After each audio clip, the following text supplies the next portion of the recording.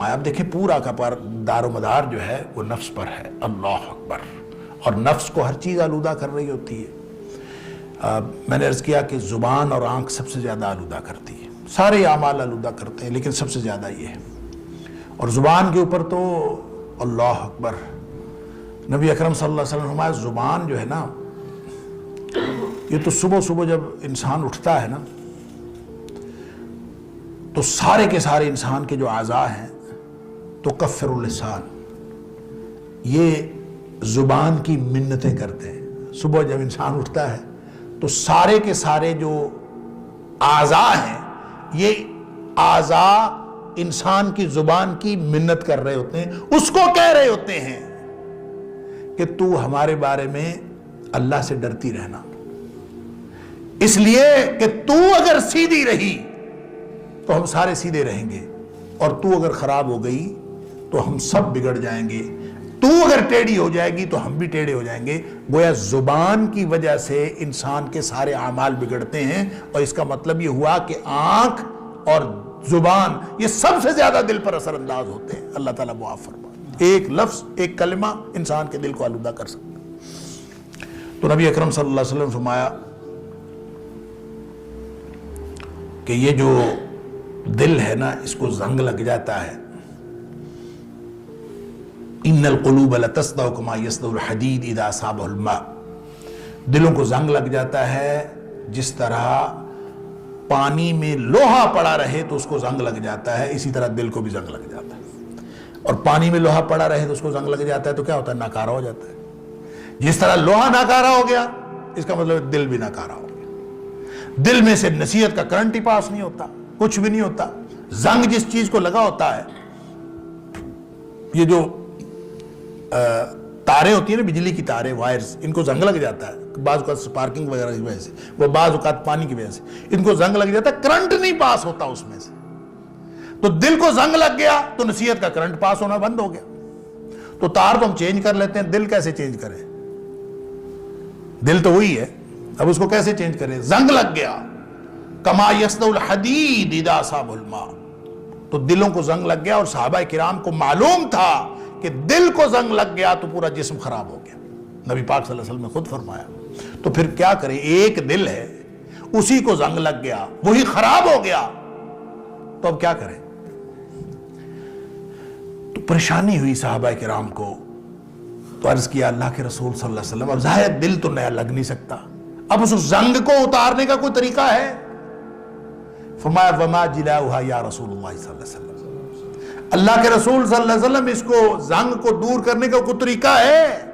کوئی منجن, کوئی ریگ مال کہ اس کو رگڑیں, ختم کر دیں, وہ تجلیہ نفس ہو جائے, پاکیزہ ہو جائے, اوصاف حمیدہ کو قبول کرنے کے لیے تیار اور آراستہ ہو جائے؟ کوئی ہے طریقہ؟ نبی اکرم صلی اللہ علیہ وسلم فرمایا ہاں ہے. اللہ کثرت ذکر الموت و تلاوت القرآن. فرمایا کہ اپنی موت کو زیادہ زیادہ یاد کیا کرو, اور دوسرا قرآن پاک کی تلاوت زیادہ کیا کرو. یہ دو باتیں اگر کی جائیں تو دلوں کا زنگ اترتا ہے. ہم گھروں میں موت کی بات کر لینا, یا کوئی بچہ موت کی بات کر, اس کو کہتے ہیں نا اس طرح کی بات نہیں کرتے ہیں. موت کی بات, قرآن پڑھنا ہے کہ نہیں پڑھنا یہ ایک الگ معاملہ ہے. موت کا تذکرہ ہو جائے گھر میں, اس کو چپ کرا دے, نا اس طرح کی بات نہیں, تیرے سے کوئی اچھی بات نہیں ہوتی.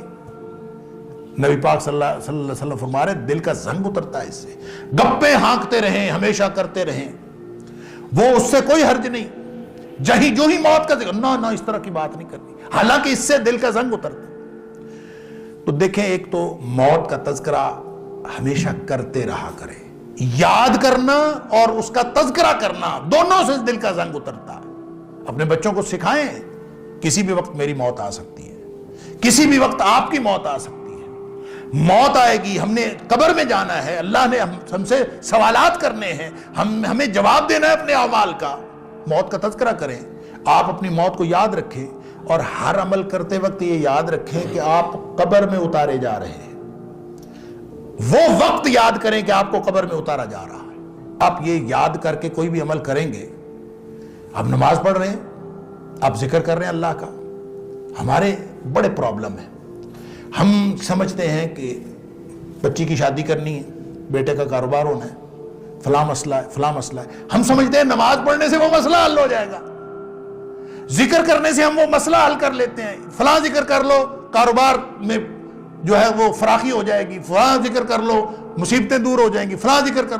مصیبت تو یہ ہے کہ ان ذکر اذکار سے اور نیکیوں سے بھی ہم جو فائدہ لینا چاہ رہے ہوتے ہیں وہ بھی دنیا کا فائدہ ہے. کتنا بڑا مسئلہ. اور اب اگر آپ وہی ذکر کریں، وہی نماز پڑھیں اور یہ سوچ کر پڑھیں کہ جو میں اللہ اکبر کہہ رہا ہوں، یہ جو میں سبحان اللہ کہہ رہا ہوں، یہ جو مجھے اللہ نے نماز پڑھنے کی توفیق عطا فرمائی ہے، جو میں اللہ کے سامنے سبحانک اللہم کہہ رہا ہوں، تو اللہ جس وقت مجھے قبر میں اتارا جا رہا ہوگا مجھے وہاں اس کا فائدہ ہونا چاہیے. اللہ مجھے ان اعمال کی توفیق دے جو میری موت کے وقت مجھے فائدہ دے، جو قبر میں میرے ساتھی ہوں، جہاں مجھ سے اللہ اکبر نہیں کہا جائے گا. آج یہاں کہنے کی توفیق ہے، وہاں مجھ سے سبحان اللہ نہیں کہا جائے گا. یہاں میرے پاس توفیق ہے، میں زیادہ زیادہ کہہ لوں تاکہ قبر میں میرے کام آئے. یہ ہے کثرت و ذکر الموت. موت کا تذکرہ اکثر کرتے رہیں، بچوں کو بھی سکھائیں یہ کرنے سے فائدہ ہوتا ہے، یہ کرنے سے نقصان ہوتا ہے. موت کا تذکرہ ہوتا رہے اور پھر اس سے دلوں کا زنگ اترتا ہے. اور دوسرا وہ جو میں نے حدیث عرض کی نا کہ ان کثرت الکلام بغیر ذکر اللہ قسوۃ للقلب، اس کا علاج یہ ہے کہ آپ کو گپ شپ کی محفلوں میں بیٹھنا ہے، بیٹھیں، ضرورت ہے انسان کی، لیکن محفل کو اللہ کے ذکر کے بغیر لمبا نہ ہونے دیں. اس میں بار بار اللہ کا ذکر کرتے رہیں. آپ تھوڑی دیر بعد کہہ دیں اللہ خیر کرے، اللہ ہمیں ہدایت دے، اللہ ہم پر رحمت فرمائے. درمیان میں آپ درود شریف پڑھ لیں، اللہم صلی علی کہہ دیں. درمیان اللہ کا ذکر چلتا رہے تو انشاءاللہ وہ گپ شپ کی محفل بھی آپ کے دلوں کی سختی کا باعث نہیں ہوگی. آپ اس میں اللہ کا ذکر کرتے رہیں. اور دوسرا موت کو یاد کریں. اگر بہت زیادہ سمجھیں کہ یہ جو ہنسی ہے، اللہ اکبر، ہم زیادہ ہنسا کرتے تھے نا. ہمارے والد صاحب رحمۃ اللہ علیہ بہت زیادہ، کبھی بھائی بہن آپس میں بیٹھے ہونا گپ شپ اور بہت ہنسی، تو والد صاحب اپنے کمرے سے باہر آتے اور ہم سے آ کے پوچھتے یہ اتنی ہنسی کیوں ہے؟ آپ لوگوں کو کوئی خبر مل گئی ہے کہ اللہ نے جہنم سے بچا دیا ہے اور جنت میں داخلہ کر دیا؟ کوئی ایسی خبر ملی ہے جس سے آپ لوگ اتنے کہہ کے لگا کے ہنس رہے ہیں؟ یا پھر کوئی مسلمانوں کو اللہ نے ایسی خوشی دے دی ہے؟ کیا کشمیر فتح ہو گیا ہے؟ کیا آپ کو کوئی یعنی کیا پاکستان میں اسلام نافذ ہو گیا ہے؟ کون سی خوشی ملی ہے جو آپ کہہ کے لگا کے ہنس رہے ہیں؟ یعنی اس طرح کا یہ انداز تھا نصیحت کرنے کا. اور وہ جو قرآن کے اندر آتا ہے، اگرچہ وہ اللہ کریم نے منافقین کے تذکرے میں کہا ہے کہ ان کو زیادہ رونا چاہیے، کم ہنسنا چاہیے. اور والد صاحب رحمۃ اللہ علیہ ہمیں فرماتے تھے کہ آپ کم ہنسا کرو اور زیادہ رویا کرو. ظاہر ہے اپنی آپ کیفیت یہ بنا لیں گے. تو یہ ہر ایک کی اپنی زندگی کا ایک رنگ ڈھنگ ہوتا ہے. ابھی تذکرہ فرما رہے تھے شیخ ہمارے والد صاحب کا، تو میں والد صاحب کے بارے میں ایک بات عرض کر دوں کہ میرے والد صاحب کبھی زندگی میں کہکا لگا کے نہیں ہنسے. اگر ہنسے ہوں گے تو میں نے نہیں دیکھا. میں نے 27 سال ہوش حواس کی عمر میں اپنے والد صاحب کو دیکھا.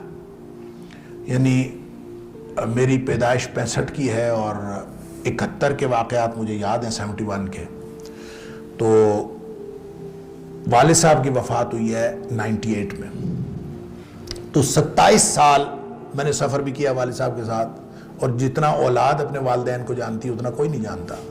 تو میں نے اگرچہ مولانا اسحاق بھٹی صاحب والد صاحب کے بہت قریبی دوست تھے رحمہ اللہ، اللہ تعالیٰ ان سب کو جنت الفردوس میں اکٹھا فرمائے، وہ فرمایا کرتے تھے کہ نہیں میں نے ایک آدھ دفعہ ان کو کہکا لگا کے ہنستے دیکھا ہے، لیکن میں نے اپنی زندگی میں ان کو کہکا لگا کے ہنستے نہیں دیکھا.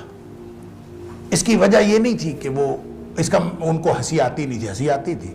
وہ فرمایا کرتے تھے کہ نبی کریم صلی اللہ علیہ وسلم کبھی کہکا لگا کے نہیں ہنسے، اس لیے نہیں ہنسنا. لہذا کبھی ہنسی آتی تھی ان کو ایسا نہیں ہنسی آتی نہیں تھی، آتی تھی. جب ان کو زیادہ ہنسی آتی تھی مسکرا لیتے تھے، اور کبھی زیادہ ہنسی آتی تھی تو منہ زور سے بند کر لیتے تھے تاکہ کہکا نہ نکلے، اور کہکا نکلے گا تو اس سے ظاہر ہے، ہم کہتے ہیں کہ جس کا کہکا نکلتا ہے ہم کہتے ہیں بڑا زندہ کہکا ہے، حالانکہ وہ دل کو مردہ کرنے والا کہکا ہوتا ہے۔ ہم اس کو سمجھ رہے ہوتے ہیں کہ زندگی کی علامت ہے، وہ اصل میں دل کی مردگی کی علامت ہوتی ہے۔ رونا دل کی زندگی کی علامت ہے، اور اپنے اعمال پہ رونا، سبحان اللہ۔ حضرت عقبہ بن عامر رضی اللہ تعالیٰ فرماتے ہیں نبی اکرم صلی اللہ علیہ وسلم من نجات، مجھے فرما دیں سادہ سا سوال ہے، نجات کیسے ہو، کیسے بچوں گا میں، من نجات، سادہ سا سوال۔ آپ ہمارا 3 کام کر لو تمہاری نجات ہو جائے۔ کف علیک لسانک، اپنی زبان کو قابو میں کر لو، ولیساق بیتک، گھر میں بیٹھے رہا کرو، محفلوں میں ڈیروں میں ادھر نہ بیٹھے کرو بلکہ گھر میں بیٹھے رہا کرو، وابکی علی خطیئتک، اور اپنی خطاؤں پہ اپنے گناہوں پہ بیٹھ کے رویا کرو اکیلے بیٹھ کے، اس سے نجات ہوگی۔ تو نبی اکرم صلی اللہ علیہ وسلم نے جو طریقہ ہمیں بتایا ہے، کثرت ذکر الموت و تلاوت القرآن، اللہ ہمیں توفیق عطا فرمائے کہ ہم روزانہ اپنے دلوں کا زنگ دور کرنے کے لیے وہ اعمال کرتے رہے ہیں جو نبی پاک صلی اللہ علیہ وسلم نے بتائے ہیں۔ نماز کا جو نظام ہے یہ بھی پیوریفیکیشن کا ایک سسٹم ہے، یہ بھی تطہیر کا ایک نظام ہے۔ جو روزے ہیں، یہ جمعہ ہے، یہ سارے کے سارے اعمال نبی پاک صلی اللہ علیہ وسلم نے یہ دل کی تطہیر کے یہ سارے اعمال ہیں، اور ان کی الگ الگ ہر ایک کی اپنی تاثیر ہے۔ مختصر یہ کہ اگر ہم نبی پاک صلی اللہ علیہ وسلم کی سنت کے مطابق زندگی گزارنے کی کوشش کریں تو انشاءاللہ اس سے ہمارا دل بھی صاف رہے گا اور آلودگیوں سے بچا رہے گا، اور اللہ تعالی ہمیں دنیا اور آخرت کی کامیابی نصیب فرمائے گا۔ وآخر دعوانا الحمدللہ رب العالمین۔